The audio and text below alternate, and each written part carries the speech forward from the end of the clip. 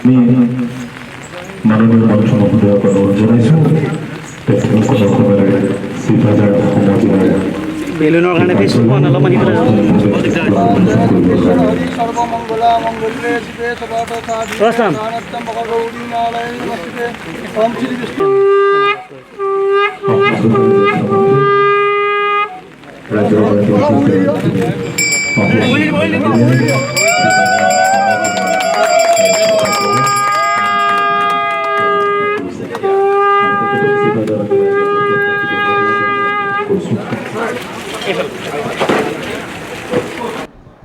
অসমৰ ৰাজনীতিক ইতিহাসত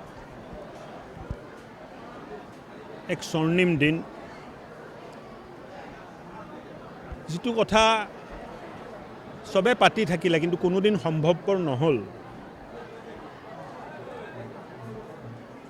মাননীয় মুখ্যমন্ত্ৰীৰ নেতৃত্বত, তেখেতৰ বলিষ্ঠ নেতৃত্বত আজি ৩৯খন সমজিলা অসমত শুভাৰম্ভ হৈছে।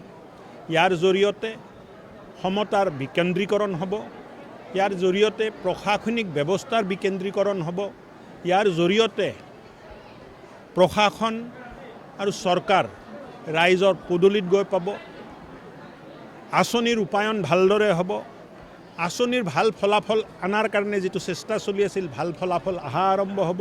আৰু মই ভাবোঁ যে প্ৰশাসনৰ দৃষ্টিত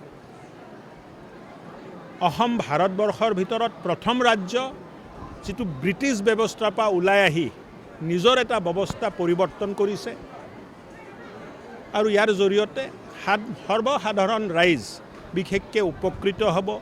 এতিয়া মাটি বাৰী, পঞ্চায়ত বা বিভিন্ন যিবিলাক সৰু সৰু কামৰ কাৰণে DC অফিচলৈ যাব লগা হৈছিলে, তাত যাব নালাগে, সমজিলাতে কামবোৰ হ'ব, সমীক্ষা বৈঠক সমজিলাতে হ'ব। আৰু লাহে লাহে যেতিয়া এই কাৰ্যালয়বোৰ কাম কৰা আৰম্ভ কৰিব, লাহে লাহে এই কাৰ্যালয়ৰ মৰ্যাদা বৃদ্ধি পাব। যিবিলাক কাম এতিয়ালৈ হস্তান্তৰণ হোৱা নাই, লাহে লাহে এই কামবোৰো হস্তান্তৰণ হ'ব। এক পূৰ্ণাংগ জিলা আয়ুক্তে যেনেকৈ কাম কৰে, তেনেকুৱা সমজিলা আয়ুক্তেও এটা সময়ত যাই কাম কৰিব পাৰিব।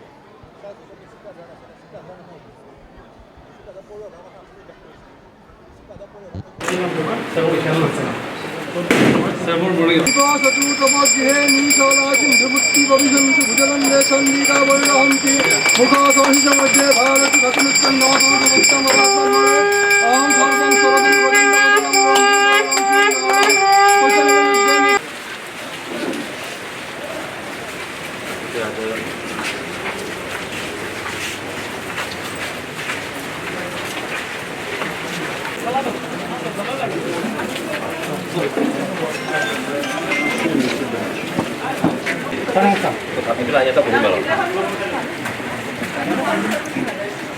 এতিয়া চাহ কৰোঁ